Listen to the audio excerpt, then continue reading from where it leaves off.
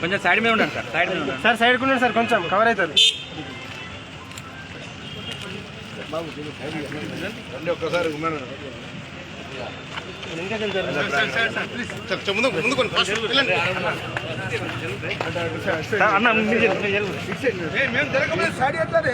అరే ఫోటో ముఖ్యం కాదు, ఇది కూడా ముఖ్యం, సెక్యూరిటీ కూడా ముఖ్యం కదా అన్న. సైడ్ శివ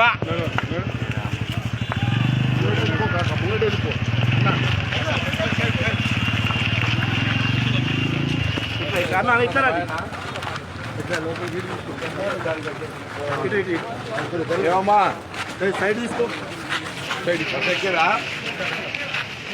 ఒకరేనా బస్సులా ఫ్రీయే కదా, ఫ్రీయేనా?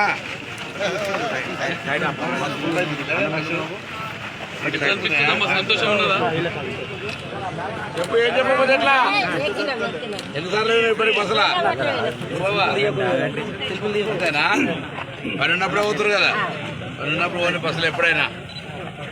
కాంగ్రెస్ మాట చెప్పింది, అమలు చేసింది. చెప్పిందా? సోనియా గాంధీ పుట్టినరోజులో అమలు చేసినాం మేము.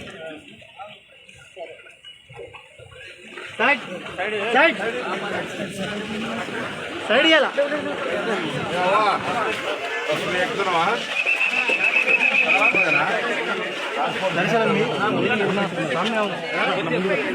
బస్ స్టాండ్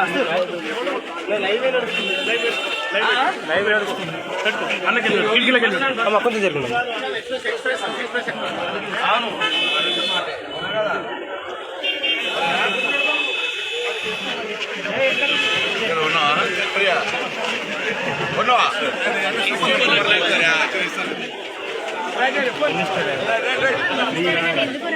ఈ ఆర్టీసీ మాల్ గురించి వచ్చాను అన్న. అడుగు అన్న, అక్కడనే ఉండు.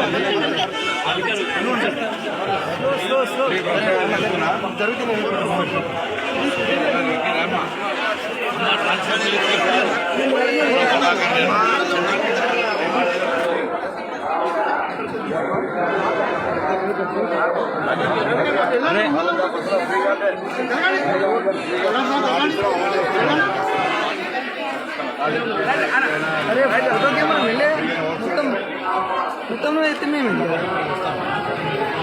నాకు సార్ కనిపించాలి.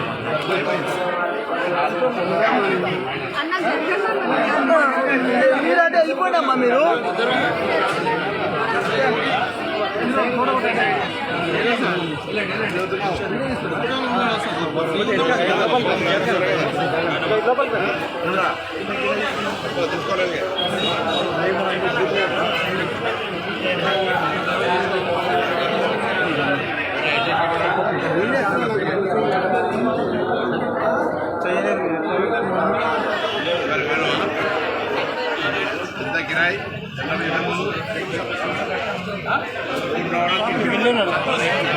సంతోషాలు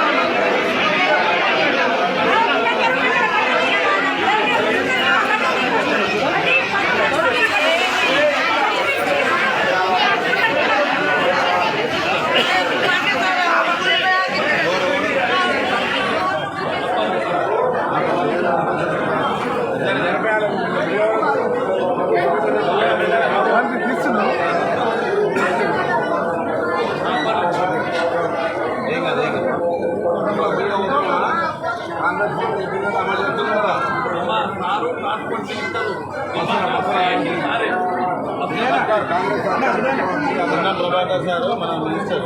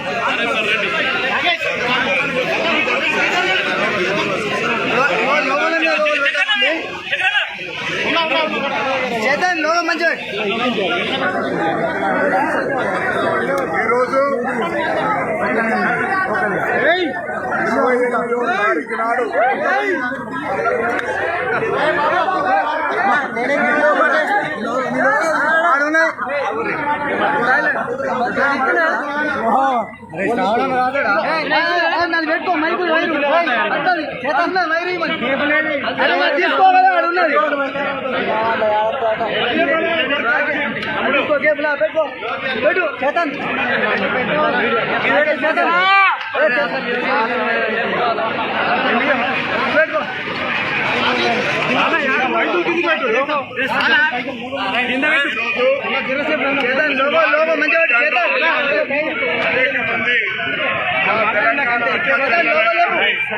మహిళలతో మాట్లాడడం జరిగింది.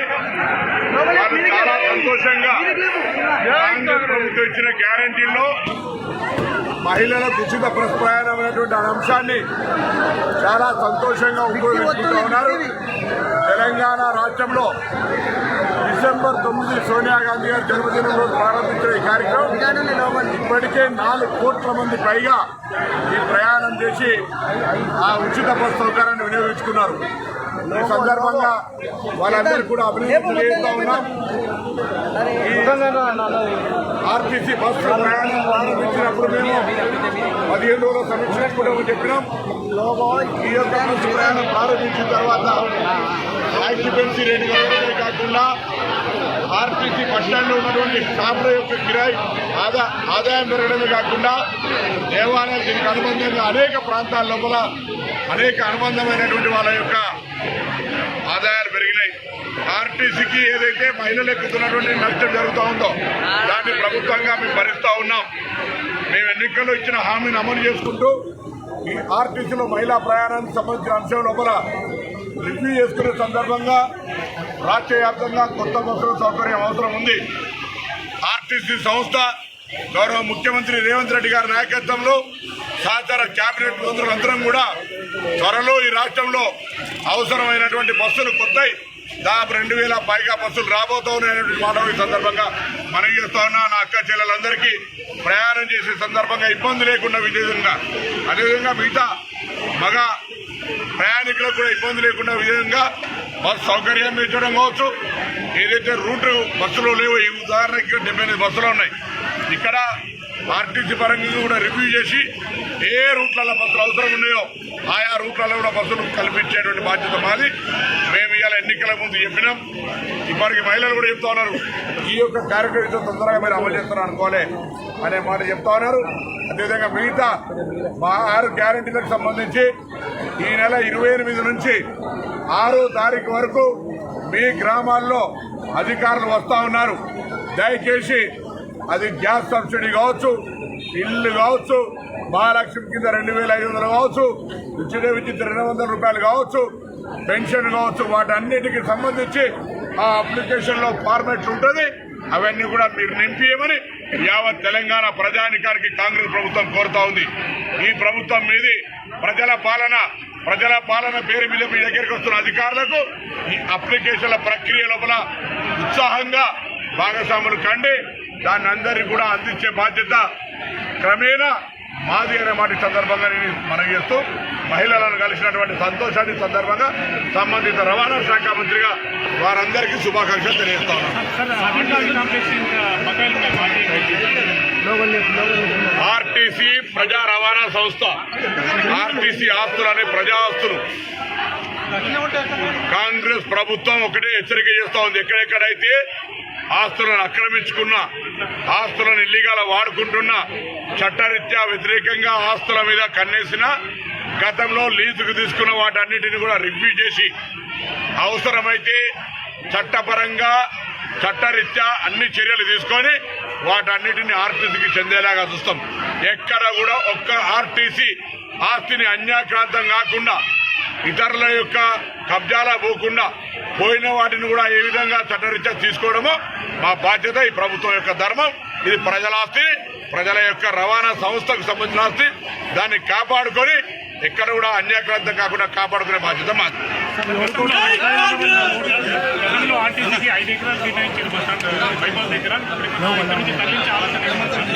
తరలించడం కాదు, ఒకవేళ అక్కడ కొత్తగా ఏర్పాటు చేస్తే చేసుకోవచ్చు, కానీ దీన్ని తరలించి ప్రజలకు అసౌకర్యం కలిగించేది ఏముండదు. దానికి సంబంధించి కూడా స్థానిక నాయకత్వం ఇతరత్ర సలహాకారం తీసుకొని చేస్తాం.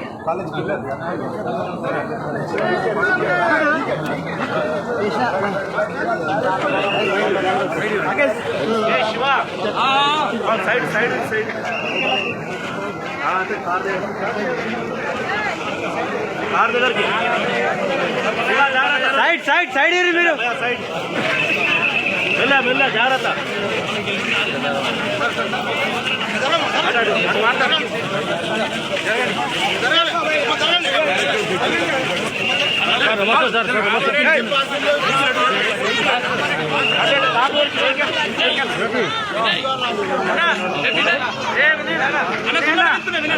అన్న